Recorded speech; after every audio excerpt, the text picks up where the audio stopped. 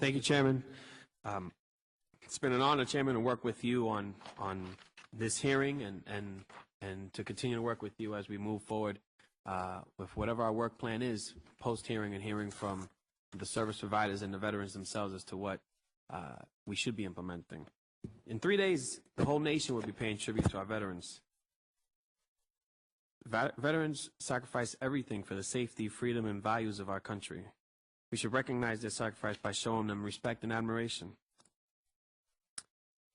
I can't imagine that it's easy to come back home to a civilian life after spending time at war. I've had family members and close friends serve in every war since World War II. I'm particularly proud of my grandfather, who was a proud Puerto Rican World War II veteran.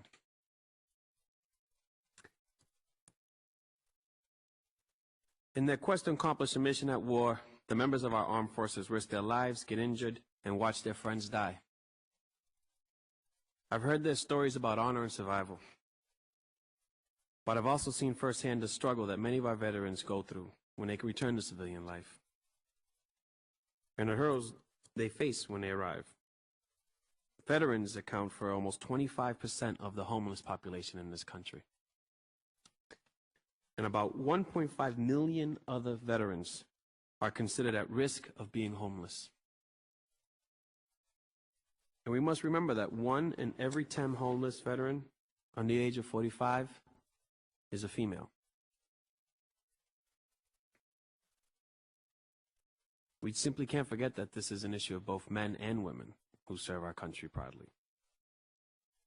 It's estimated about 7% of all veterans have reported having a substance abuse problem. Those are the ones who've reported it. And that almost 30% of the Iraq and Afghanistan war veterans suffer from a mental health issue or cognitive impairment. There are laws that protect our veterans as well as services and programs available to meet their needs and facilitate their reintegration into civilian life. But we ought to make sure our veterans have access to those programs and that the services actually work for them.